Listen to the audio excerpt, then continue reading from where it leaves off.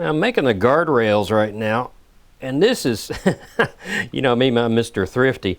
This is just simple copper, right? Well, where'd I get my copper? I had some 12 gauge electrical wire from when I built the shop laying around, so I just stripped out one of the pieces of copper in there. And 12 gauge seems to be just about right for the size I need and the strength I need for making this. But anyway, with the holes drilled in here, see if I can do this without blocking the shot too much. You just kind of twist and force it in. And if you have the right size bit, I think I got one that was a little too small. It'll fit a lot nicer than that. But anyway, then you take this little chain that I found at Hobby Lobby or Michael's, and it's in the jewelry section is where I found it. Anyway, I'm not going to mess with this because it drives me crazy. Because what you have to do is you actually have to separate one of those little tiny links and hook it together once it's on there.